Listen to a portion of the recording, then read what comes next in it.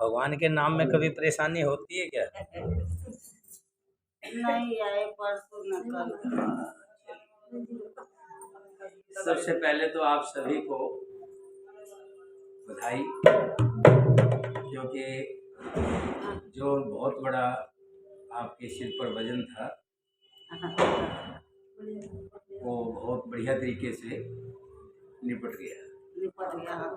बहुत बड़ी जिम्मेवारी थी और भगवान की कृपा से ठीक ठाक अच्छे तरीके से निपट गया। इसका माइक ना मुंह इधर को करना पड़ेगा, नहीं तो ये आवाज करता रहेगा।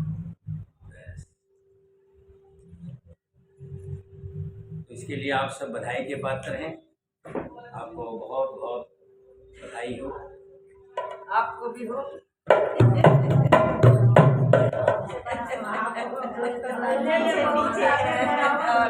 जैसे लग रहा था कि पानी की भी समस्या थी, कोरोना की भी एक समस्या थी, सब तरीके से बीड़ा तो उठा लिया, और ये पूरा कैसे हो,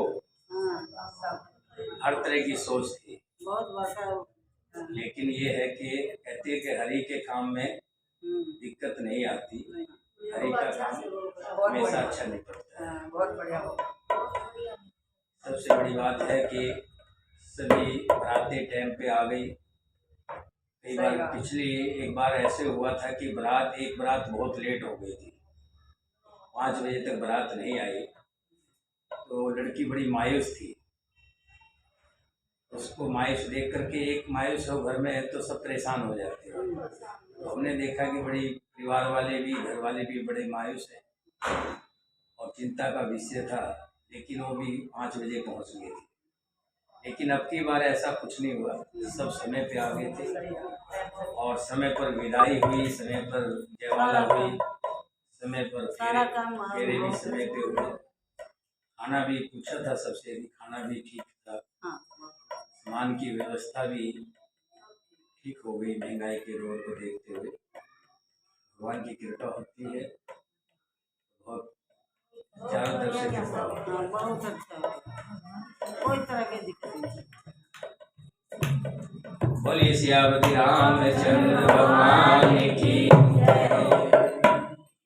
सबसे भारी इसमें ये एक बात है कि जो करने वाला से ज्यादा कराने वाला, आप आपके द्वारे खड़े हुए तभी तो परमात्मा आपके भी अकील ज्ञान दिए हैं, चाहे आपके माध्यम से इतना भारी कार्य हुआ है। ये काम में आपकी सभी का प्रभु किसी न किसी को कोई न कोई काम दे रखा है। संसार की जो लीला रचता है, तो लीला रचने वाला, जैसे एक फैक्ट्री का मालिक होता है ना, एक फैक्ट्री का मालिक होता है, वो इतनी बड़ी फैक्ट्री में सबको अलग अलग डिपार्ट दे रखे हैं कि तुमने ये काम करना है, तुमने ये काम करना है, तुमने ये काम करना है। ऐसे ही सामान जा रहा है, कई दिनों से सामान भगवान की भी ऐसी ही लीला है। उसने सिस्टम बना रखा है कि भाई तुम ढोलकी बजाओगे, तुम भजन गाओगे, तुम छेने बजाओगे, किसी को कुछ काम दे रखे हैं, किसी को कुछ काम दे रखे हैं। मेरे राम जी ने एक सिस्टम बना रखा है और उस सिस्टम का हम हिस्सा है, हम सब उस सिस्टम का हिस्सा है। तो सब कुछ करने वाला मेरा राम जी है। व्यक्ति की भगवान की बड़ी कृपा है हम लोगों पर कि हमें एक अच्छे काम के लिए माध्यम बनाया है। चाहता तो हमें भी कहीं न कहीं संसार के बहुत बुरे काम होते हैं, उसमें कहीं रोल मिल जाता। जैसे रामलीला में किसी न कोई तो रावण का रोल भी करता है, कोई मेघनाथ का रोल करता है, कोई राक्षसों का रोल करता है, वो भी तो है, तो इंसान। किसी को राम का रोल मिला तो ये बड़ी कृपा है भगवान की कि राम का रोल मिला है, लक्ष्मण का रोल मिला है, सीता जी का रोल मिला है। तो ये होता सब कुछ मेरे प्रभु की। वो डायरेक्टर है, कंपनी का डायरेक्टर है, वो सबको देखता है कि ये किस लायक है, उसको उसी लायक जो है रोल दे देता है। ऐसे ही हम लोगों को काम मिला हुआ है, काम मेरे प्रभु का है। आदेश हो गया है तो हम कर रहे हैं, आदेश नहीं हो तो नहीं कर सकते। पिछले साल कोरोना करके नहीं हुआ। बोलिए सियापति रामचंद्र भगवान की। राम और रावण का युद्ध हो रहा है। एक तरफ जल्दी कर दो बेटा, भजन की टाइम गा लेना है। अपनी तो आवाज ही वैसे बते रही है। नहीं यहाँ से नहीं, और बंद करके देखो, आवाज फिर भी है इसमें। चलिए वहीं से बंद कराओ, चलो छोड़ दो। एक तरफ राम की सेना है, एक तरफ रावण की सेना है। एक तरफ राम भगत है और दूसरी तरफ राक्षस है। ये सब अंदाजा लगा लेते हैं कि जीत हमेशा राम भगत की हुई है, अच्छाई की जीत होती है। भले एक समय के लिए रावण ने लाखों माया से तरह तरह के संकट पैदा राम जी के लिए किए, लेकिन मेरे राम जी वो जान रहे हैं सब चीज, वो खिला रहे हैं कि कर कितना करेगा। जैसे कृष्ण भगवान ने जरासंध को पूरी छूट दे रखी थी। 18 बार जरासंध युद्ध में जीता जरासंध, और कृष्ण भगवान ने 18 बार अपनी नगरी खाली करनी पड़ी। लेकिन कृष्ण भगवान जानते थे कि अंत पाप का अंत होना है, ये हम सब जानते हैं। बुराई का अंत एक दिन होता है, जीत हमेशा अच्छाई की होती है। श्री राम जी युद्ध कर रहे हैं। कैच सरासन सरवण लग, छाड़े सर 31, रघुनायक सायक चले, मान काल फनीस सियावर।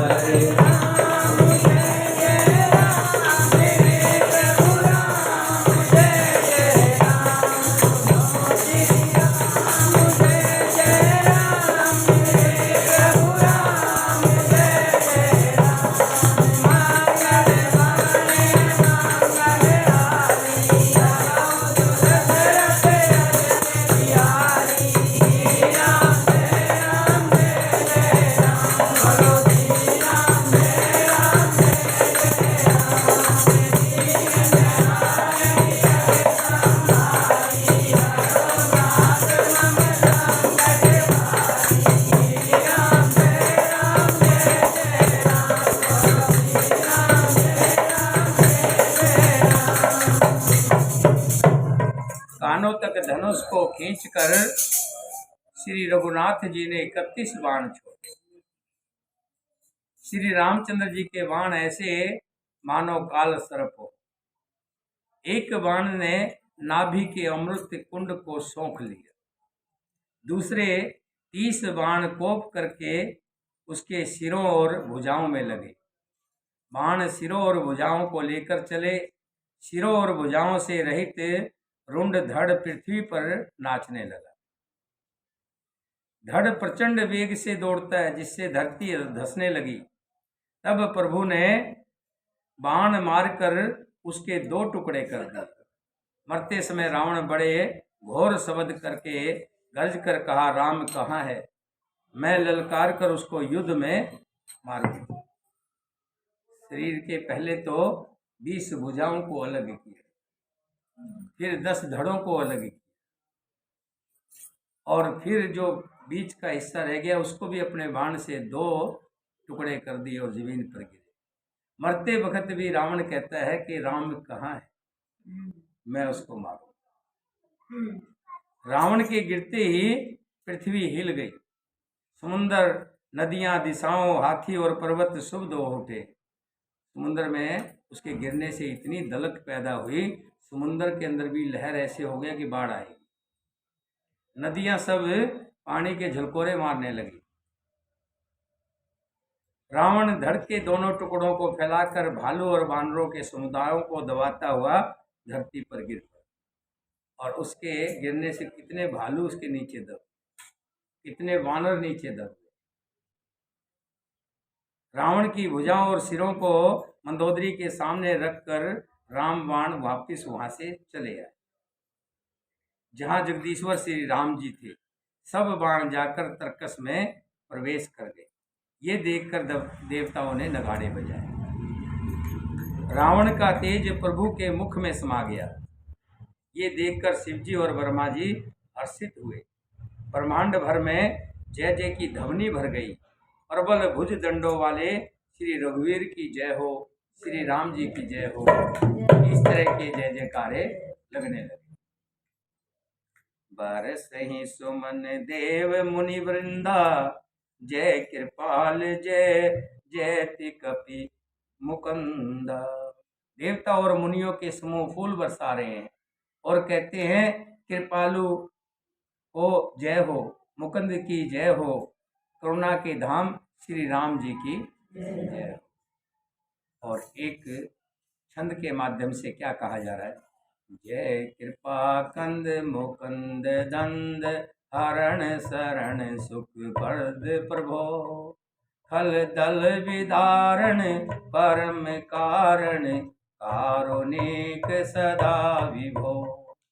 सुर सुमन वर से हरस सुकल, बाज दुदम्भी गही, संग्राम अगन राम अंग, अनंग बहु शोभालहि। सिर जटा मुकट प्रसन्न बीच बीच, अति मनोहर राजहि, जन नील गिरी पर तड़ित पटल, समेत उडगन भ्राजहि। देवता कहते हैं हे कृपा के कंद, हे मोक्षदाता, हे मुकुंद, हे राग द्वेष हर्ष शोक जन्म मृत्यु आदि द्वंद्वों को हरने वाले, दुखों को हरने वाले। जो भगवान श्री राम के शरणागत आ जाता है वो जीवन मरण के जो सबसे बड़े कष्ट हैं इनसे मुक्ति पा जाती है। जीवन और मरण के बीच का जो पार्ट है इसको जिंदगी बोलते हैं। जीवन जन्म होता है और मरता है। उससे पहले, जन्म होने से पहले हम परमात्मा के अंश होते तो बाद में भी है। परमात्मा के उस समूह के अंदर शामिल होते हैं।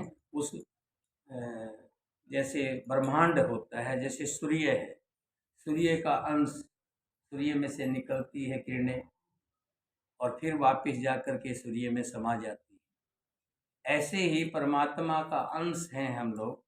जन्म और मरण, इसके बीच में कुछ देर के लिए परमात्मा ने हमें डोर छोड़ रखी है, जाओ तुम संसार में अपने जो पिछले जन्म के कर्मों थे उनको भोग कर और आगे अपने आप को साफ सुथरा करके ले आओ।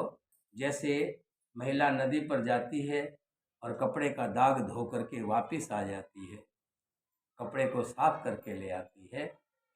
और इसी तरह से भगवान ने हमें मनुष्य योनि दी, समझने सोचने की शक्ति दी कि तुम संसार में जाकर जो तुमने पिछले जन्म के कर्म किए हैं उनके अनुसार अपना जीवन व्यतीत करना और आगे कोई ऐसा कर्म हमारे हाथ से ना हो जिससे किसी का लेन देन बाकी रह जाए। नहीं तो लेना और देना दोनों करने के लिए फिर जन्म लेना पड़ेगा। लेना किसी से होगा तब भी, क्योंकि यहीं आकर के हमने कर्म भूमि यही संसार है। और किसी का देना होगा तब भी हमने यहीं आकर के उसको देना पड़ेगा, चाहे किसी भी रूप में देना पड़े। चाहे हम नौकर बने, चाहे हम बेटा बने, चाहे बाप बने, चाहे किसी भी जोनी में जाएं। स्वान की जोनी में, कुत्ते की जोनी में गए, वहाँ मालिक की रखवाली करके, बैल की जोनी में गए, वहाँ मालिक का हल वाह करके, किसी और योनि में जाएंगे, घोड़े की योनि में गए, खाने के लिए नहीं, घोड़ा खाने के लिए पैदा नहीं हुआ। खाने के लिए खाना तो कितना भी खा लेगा, खाने के लिए कोई भूखा नहीं है। आप और हम सब भूखे नहीं है। एक रोटी का रोजगार तो जिसने जन्म दिया है वो दूध जरूर देगा। माँ के सतन में पहले ही दूध आ जाता है। ऐसा नहीं कि भूखा किसी को रखता है। रोटी के लिए नहीं हम जी रहे। भगवान ने हमको भेजा था सिर्फ अपने पापों को, जो पाप या पुण्य जो किए हैं, अच्छा या बुरा जो भी किया, उसके अनुसार तुम भोग करके वापिस आना। आप कोई दाग लगा के आप कुछ ऐसा लेके मत आना जो दोबारा तुम्हें फिर आना पड़े। तो उसके लिए क्या करना है, कैसे ऐसा हो जाए, उसके लिए हमें जितने भी कर्म करने हैं उसमें मैं नहीं जोड़ना है। क्योंकि जब जब मैं जुड़ जाता है तो कर्म मेरा हो जाता है, और जब कर्म प्रभु का होता है तब उसमें मेरा कोई भी लाभ हानि नहीं है, वो मेरे खाते में नहीं। तभी तो कृष्ण भगवान ने कहा जहाँ मैं है वहाँ मैं नहीं हूँ, जहाँ मैं है वहाँ मैं नहीं हूँ। क्योंकि भगवान कहते हैं कि जब तक माँ बच्चे को अपनी उंगली पकड़ करके चलाती है, जब तक बच्चा अपने सहारे खुद चलने लायक नहीं हो जाता। जब अपने लायक चलने लग जाता है उसके बावजूद भी माँ उसका ध्यान रखती है, कहीं गिर तो नहीं रहा है। लेकिन एक समय ऐसा आता है वो बच्चा अपने आप को इतना होशियार समझने लग जाता है, इतना चालाक समझने लग जाता है, माँ बाप को कहता है कि तुम्हें क्या पता। तब माँ बाप उसकी चिंता छोड़ देते हैं। तब वो कहते हैं ठीक है बेटा, उनको भी विश्वास हो जाता है कि ये अपने लायक हो गया। भगवान जब तक आपके साथ हैं, जब तक आप भगवान में आस्था है और भगवान के अधीन हैं, जब आप अपने आप पे इंडिपेंडेंट हो जाते हो कि ये काम मैं कर रहा हूँ, ये मैंने किया है, ये मैं नहीं करता तो ये काम होता ही नहीं, इस तरह के भाव जब आपके पास होते हैं तब उसमें पुण्य और पाप के भागी आप बनते। जैसे एक दुकान पर काम करने वाला मुलाजिम अगर दुकान में आता है, दुकान का सामान 10 रुपये का आता है और 12 रुपये का बिकता है तो उसका प्रॉफिट मालिक को होता है। अगर वो सामान डैमेज आ जाता है और 10 रुपये का सामान 8 रुपये का बिकता है तो उसका नुकसान भी उस मालिक का होता है। उसको अपनी सैलरी से, तनख्वाह से मतलब है। वो अपना महीने की जो सैलरी मिली उसको ना नफ़े से मतलब है ना नुकसान से मतलब। ऐसे ही हम संसार में आए हैं। हमें किसी इन चीज़ों का, जो हम कहते हैं कि मैंने ये किया है, मैं ये कर रहा हूँ, मैं वो कर रहा हूँ, जब ये मैं आता है, मेरा घर है। भगवान श्री राम जी ने पहले पूछा जब शिवरी ने कि भी आपकी भक्ति क्या है, आपकी माया क्या है। माया मेरी यही है कि तेरा और मेरी, मेरा और तेरी, ये ये व्यक्ति को भरमाती है। और इसमें तकरीबन संसार के लाखों लाखों लोग भ्रमते हैं, कोई इससे छूता नहीं है, ऐसा कोई छुआ नहीं रहा। कई ऋषि महात्मा हैं, उनके अंदर भी माया छूती है। अब आप कहेंगे कि माया कैसे छूती है उनको, माया कैसे उनको तंग करती है। उनके अंदर भी एक मोह पैदा हो जाता है कि मेरा एक आश्रम है, मेरा एक आश्रम और बने, मेरे इतने श्रद्धालु हैं, मेरे इतने श्रद्धालु और बन जाए। वो जगह जगह जाते हैं, कथा करते हैं, विचार देते हैं, सत्संग करते हैं, वहाँ अपने और श्रद्धालु पैदा करते हैं। उनके अंदर भी मोह है, क्योंकि ये माया जो है ठगनी है, ये किसी को इसलिए जल्दी छोड़ती नहीं है। कोई बिरला ही व्यक्ति होता है जो इस माया के रहस्य से बाहर निकल जाता है। और माया के रहस्य से बाहर कैसे निकला जाएगा? सत्संग से, हरि कथा से। जब हरि कथा, हम भगवान की कथा सुनते हैं तो उसमें यही ज्ञान बार बार दर्शाता है कि हमें मैं नहीं लानी है, अपने आप को पवित्र रखना है। इसमें ना तो कोई सामान बांध के ले जाना है, ना ये चादर यहाँ छोड़ के जानी है। ये चादर मैली भी नहीं करनी है, इसको पवित्र रखना है। कैसे रखेंगे? संसार में रहिए जैसे कमल का फूल रहता है, संसार में रहता है कीचड़ में, और कीचड़ में अपने ऊपर कभी कीचड़ नहीं लगने देता, हमेशा सुंदर रहता है। इसी तरह से इस कीचड़ रूपी संसार में रहिए आप लोग, लेकिन ध्यान ये रखे कि कीचड़ अपने ऊपर ना लगने। बेटा बेटी का लालन पोषण करें, घर में जो जिम्मेवारियां हैं उसका पालन करें, जो प्रभु ने इन्हीं कामों के लिए आपको भेजा है, संसार की आगे बढ़ोतरी के लिए। लेकिन दुख में ज़्यादा दुखी ना हो, सुख में सुखी ना हो, ये समझे कि ये प्रभु की लीला है, और जो दुख आ रहा है ये उसी का ही एक हिस्सा है। भगवान ने हमें भेजा था ये समझा करके, ये जितने भी तुमने जाना है भुगतने के लिए जाना, ये भुगत भूमि है। इस भूमि का नाम मृत्यु लोक कहा गया है। इस मृत्यु लोक में हमने अपने कर्मों को भुगतना है। जब वो दुखी हो जाता है कि भी जो दुख आते हैं तो दुखों में टूट जाता है, और जब टूट जाता है तो दुखों को अपना दुख समझ लेता है, इस शरीर का दुख समझ लेता है। लेकिन इस शरीर का दुख नहीं है, ये पिछले जन्म के हमारे प्रबोध हैं। जरूर हमने किसी का बुरा किया होगा, जरूर हमने किसी को सताया होगा, जरूर किसी के साथ ठगी हेरा फेरी की होगी। वो पता नहीं किस रूप में बन करके हमारे पास आया है और अपना हिस्सा पूरा करके जा रहा है। एक राजा था, वो राजा घोड़ी पर जा रहा था, दूसरे राजा ने उस पर हमला कर दिया था। अपनी जान बचा के वहाँ से जा रहा था, भाग रहा था। रास्ते में मारुभूमि आई। मारुभूमि समझते हैं? मरुथल, ऐसी भूमि जहाँ पर रेत ही रेत हो, वहाँ पर और कुछ होता ही नहीं, बालू रेत। और गर्मी के दिनों में इतना तपता है कि जिसका कोई अंत नहीं। सबसे ज़्यादा गर्मी मारुत स्थान में होता है, जहाँ पे रेत ही रेत होता है। वहाँ ठंड भी ज़्यादा होती है, गर्मी भी ज़्यादा होती है। बालू रेत जब रात को ठंडक होती है तो उसमें ठंडा भी बहुत होता है, और गर्मियों में गर्म भी बहुत होता है। तो अब तो मारुभूमि कम हो गई है, क्योंकि जगह जगह ट्यूबवेल लगा दिए गवर्नमेंट ने, और जगह जगह पेड़ पौधे हो गए। पहले मारुभूमि इतनी थी कि कोसों जाते रहो कहीं भी पानी नहीं मिलता था। कोसों कोसों कई कोस चलते पानी नहीं होता था। ऐसे ही वो राजा जा रहा था तो रास्ते में उसको प्यास लगी, पानी कहीं दिखाई नहीं दिया और दूर तक कुछ दिखाई नहीं दे रहा। इतने में एक ग्वाला जो भेड़ बकरी चरा के आ रहा था, उधर से निकला। राजा ने देखा कि इसके पास सुराही है, अपनी सुराही लेके चलते थे पानी। तो पूछा, भैया मुझे पानी पिला गया, मैं बहुत प्यास से बहुत परेशान। उस ग्वाले ने देखा कि एक बार मन में आया कि पानी पिला दूं, लेकिन फिर उसका मन मना कर दिया। तो राजा ने कहा कि मैं तुझे, मेरे पास असरफी है सोने की, सोने का सिक्का जिसको बोलते हैं असरफी बोलते हैं।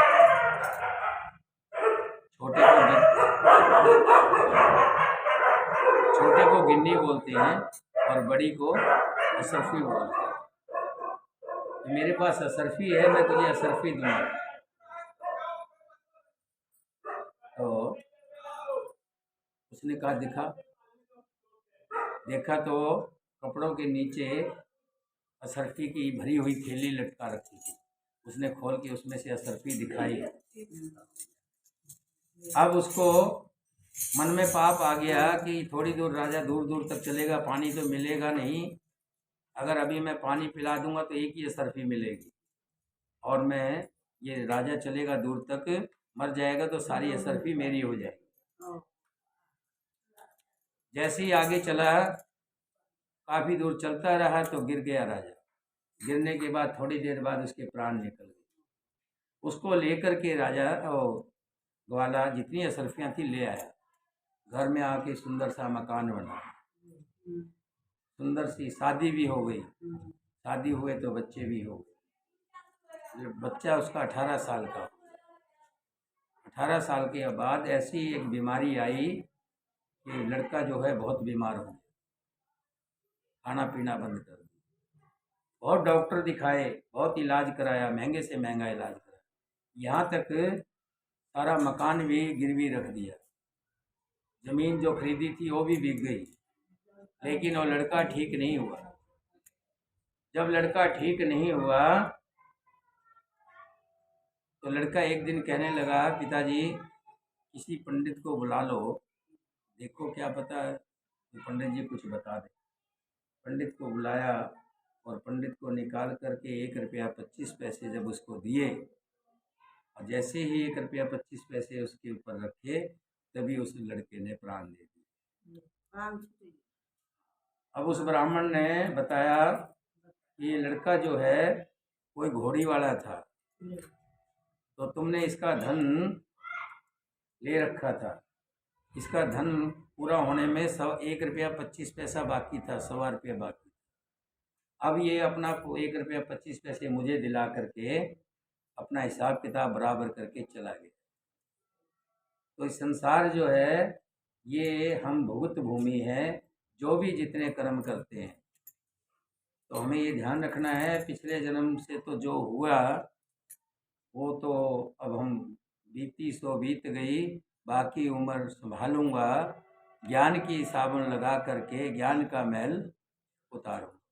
जो बीत गया उसको नहीं हम वापस ला सकते, वो तो बीत चुका है, लेकिन आगे के लिए हमें अपना सुधार करना है, अपने आप को सुधार करना है।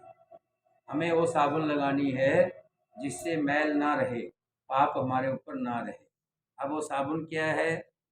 वो साबुन है श्री राम जी की कथा, भगवान की कथा और सत्संग।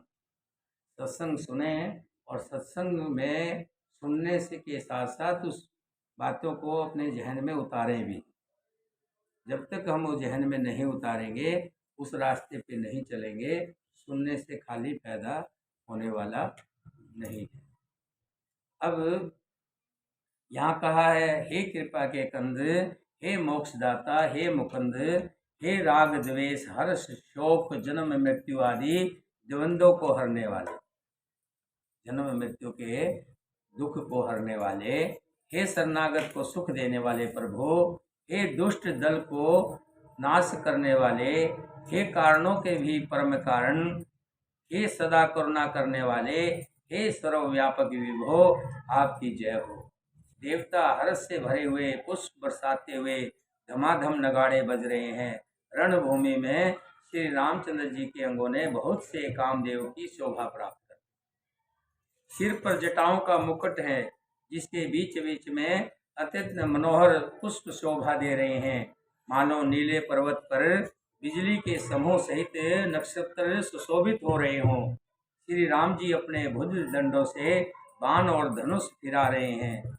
शरीर पर रुधिर मैंने होता खून के कुछ छींटे शोभा पा रहे हैं, मानो तमाल के वृक्ष पर बहुत सी ललमुनिया चिड़ियां अपने महान सुख से मगन हुई निश्चल बैठी हो।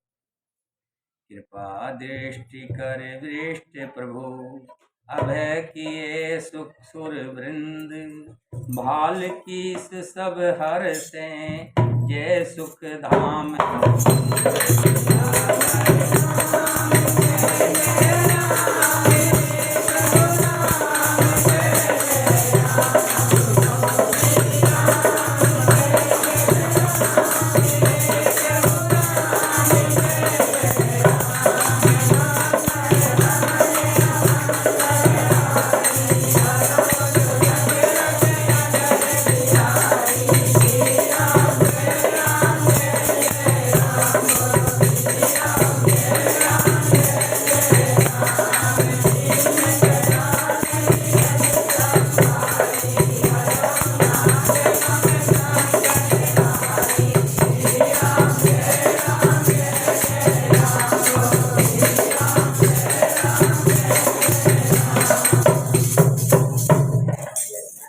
भगवान श्री राम जी, प्रभु श्री रामचंद्र जी ने कृपा की दृष्टि करके देव समूह को निर्भर कर दिया, सब देवताओं को निर्भय कर दिया। इसने भगवान श्री राम जी ने, श्री राम जी जब तक धरती माता, जब वजन धरती माता, बहन ए बहन मेरी, ए बहन, कथा सुननी हो तो उसको छोड़ दे, और नहीं उसको पकड़ना है तो कथा छोड़ दे। भगवान अपने आप उनको रास्ता दे देगा, चिंता मत कर। जब धरती माता पर वजन आ गया, साधु संतों को परेशान करने लग गए राक्षस, पूजा पाठ विघ्न करने लग गए, यज्ञ हवन को विघ्न करने लग गए, चारों तरफ त्राही त्राही मच गई, राक्षसों का ही राज्य हो गया। तब धरती माता देवताओं के पास गई और अपनी परेशानी हाथ जोड़कर वर्णन की। देवता कहने लगे कि हम कुछ नहीं कर सकते, हम तो कुछ दूसरे के अधीन हैं, हमें तो खुद उसने बंदी बना रखा है। ब्रह्मा विष्णु महेश सभी के पास धरती माता गई, जाता है मदद के लिए। जब आदमी पर संकट आता है सभी पे मदद के लिए जाता है। सबने एक ही बात कही, क्या कि विष्णु भगवान, भगवान श्री श्री सच्चिदानंद हरिनाथ वही समस्या का हल कर सकते हैं। जैसे आपको समझाने के लिए बता दूं, हम सब कई बार बहुत बड़ी परेशानी में होते हैं, इधर उधर दरवाजा खटखटाते हैं, लेकिन जब समस्या नहीं हल होती तो श्री हरि के आगे बागडोर छोड़ते। तो इसी का नाम है, इस पहले ही जो संत पुरुष होता है, जो कथा प्रेमी होता है, जो राम का सत्संग जानता है, उसको पता है कि इसकी समस्या का हल मेरे राम जी करेंगे।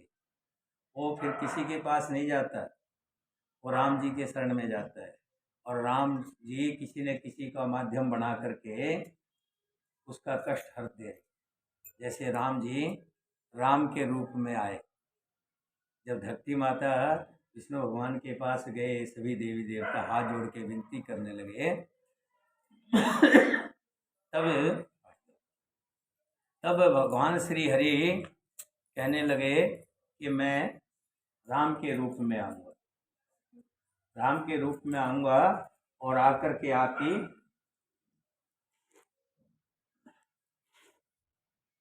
कष्टों को दूर करूँगा। और आए भी, राम के रूप में आए और आकर के सब राक्षसों का वध किया। अभी अभी जस्ट 2 मिनट पहले रावण का वध करके आए, सभी देवताओं को सुखी किया। अब यहाँ विषय यही है कि जब तक हम श्री राम जी के पास जाएंगे नहीं, हैं, उनको पुकारेंगे नहीं सच्चे हृदय से, जब उनके पुकारेंगे, मदद के लिए नहीं कहेंगे, तो देखो भगवान भी बिना पुकारे तो माँ भी दूध नहीं पिलाती। बच्चा सो रहा है, काफ़ी देर तक सो रहा है, तो माँ भी कहती है सोने दो, अभी मैं काम करूँ। अगर आप दुखी हैं, परेशान हैं, संसारिक संकटों से उलझे हुए हैं, इधर उधर ना जा करके मेरे हरि के शरण में चले जाओ। और मेरे हरि ऐसे हैं कि थोड़ा विलंब तो होता है, विलंब इसलिए कि सृष्टि का सिस्टम बना रखा है, उस सिस्टम के अनुसार दुख सुख आ रहे हैं, लेकिन उसको चेंज करने का रास्ता सिर्फ भगवान के पास ही है, मनुष्य नहीं बदल सकता। फिल्म में जो कुछ भी आ रहा है डायरेक्टर के हाथ में है, डायरेक्टर हो सकता है उसको बदल दे। तो इसलिए मेरे श्री हरि उसको बदलने में थोड़ा टाइम लग जाता है, जिससे हम हार जाते हैं, मनोबल हमारा गिर जाता है, हम सोचते हैं भगवान तो है ही नहीं कुछ। और ऐसा समझ करके कई लोग तो आस्तिक से नास्तिक भी हो जाते हैं, भगवान के बड़े भक्त होते हैं, और फिर उनके मन में आता है कि भगवान कुछ भी नहीं है। एक महिला जो हम ये पूछते हैं ना प्रश्नावली, आज मेरी उससे बात हुई। मैंने कहा बहन जी बहुत दिन से आप प्रश्नावली का जवाब देना बंद कर दिया, और पूछा उसी से जाता है जो नित्य देता हो, जो रोज आता हो। जो आता ही नहीं तो उससे क्या कहोगे आप, वो तो आता ही नहीं था, आज क्या आएगा। वो नित्य प्रश्नावली का जवाब दिया करती। तो मैंने एक दिन आज पूछ लिया उससे, कि मैंने कहा आप जवाब क्यों नहीं देते? तो कहने लगे जी आपने एक तस्वीर श्री राम जी की तस्वीर देने का वायदा किया था कि जो पूरे सवाल जवाब देगा उसको एक भगवान श्री राम की पीतल की मूर्ति मिलेगी। और मैंने 108 लगातार रोज दिया। बीच में मेरे से 2-3 गलत हो गए, ये मैं मानती हूँ। दिया मैंने 108 दिन रोजाना जवाब देती थी, लेकिन जब मुझे मूर्ति नहीं मिली, पता लगा कि मेरा नाम उस लिस्ट में नहीं है, तो मुझे बड़ा दुख। और मुझे ये नहीं था कि मैं मूर्ति की ही भक्ति थी या मूर्ति के लिए वो कर रही थी। मन के अंदर एक लालसा थी कि भगवान की एक सलोनी सी तस्वीर मुझे इनाम में मिलेगी। जब नहीं मिली तो मेरा मन टूट गया। उसके बाद मैंने जवाब देना बंद कर दिया। ऐसे ही हमारे साथ भी होता है। जब हमारे ऊपर कोई संकट या कोई ऐसी आती है परेशानी, तब हम भगवान को कई बार छोड़ भी देते हैं, जपना भी छोड़ देते हैं कि इतना बड़ा मैं भगवान की सेवा करती थी, भगवान की पूजा करती थी, आज इस समय पे मेरे काम नहीं आए तो फिर फायदा क्या हुआ? लेकिन भगवान को सिस्टम चेंज करने में, जो सिस्टम आपके पिछले जन्मों के कर्म है उसके अनुसार जो दुख आया है, उसको बदलने में जब आपने उनको सच्चे दिल से पुकारा, हृदय से पुकारा, तो उस सिस्टम को बदलने में थोड़ा टाइम लग जाएगा। धैर्य रखना आपको ज़रूरी है। धैर्य रखिए अपने अंदर। कभी भी भगवान से विश्वास कम मत होने दीजिए, और ये विश्वास ही आपको एक दिन मंजिल पर ले जाएगा। ये ध्यान रखें, जो आपका विश्वास है ये डगमगाए ना। प्रभु से जो लगन लगी है, ये प्रभु के साथ लगन आपकी इसी तरह दृढ़ हो और भी मजबूत हो। भगवान कभी भी अपने भगत को निराश नहीं होने देते। हाँ, दुख सुख है। कई बार ये हम जो कहते हैं कि भगवान के भक्तों के साथ दुख और सुख क्यों आते हैं, मैं आपको बता दूं, दुख और सुख सभी के साथ आते हैं। नानक जी ने कहा है, नानक दुखिया सब संसार। कोई संसार में ऐसा नहीं है जिसको दुख और सुख ना आते। ऐसा नहीं है कि सेठों के कोई बीमारी नहीं होती, या कोई जो पहलवान लोग होते वो मरते नहीं है। संसार में आया है, दुख सुख तो हमारे कर्मों के हैं। प्रभु से प्रार्थना तो एक ही करें कि हे प्रभु, हमें उनको सहने की शक्ति देना। सहने की शक्ति मिलेगी ज्ञान से। इस चीज़ का ज्ञान हो गया कि भाई ये दुख सुख हमारे इसी जन्म के नहीं हैं, ये पिछले जन्म के हैं और ये तो हमें भुगतने हैं। तो जब ऐसी बात आ जाएगी, फिर हमें ताकत मिलेगी, विल पावर मिलेगी, शक्ति मिलेगी कि हम उन दुखों के साथ आराम से जिंदगी बिता देंगे। सुख तो इंसान को कम ही है, दुख ही ज़्यादा आते हैं। और दुख को इंसान समर्थ कर ले तो फिर कोई कमी नहीं रहती। आगे कहा है, हाँ? भगवान श्री राम जी ने सभी देवताओं को निर्भर कर दिया। बानर भालू सब खुश हुए और सुख के धाम मुकुंद की जय हो, सुख के धाम मुकुंद करुणा धाम की जय हो, ऐसा पुकारने लगे। बोलिए सियापति रामचंद्र भगवान की जय, सीता माता की, भरत शत्रुघ्न की, वीर लक्ष्मण की, वीर हनुमान की, अपने अपने माता पिता की, अपने अपने गुरुदेव की, सभी सनातन धर्म प्रेमियों की, बोल साचे दरबार की। एक लीजिए, उसके बाद फिर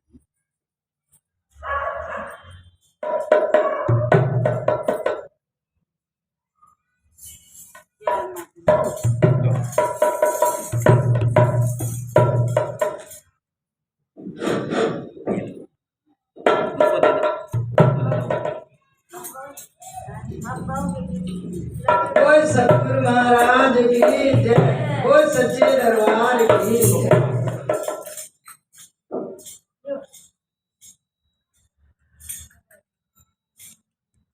चलिए आप शुरू कीजिए।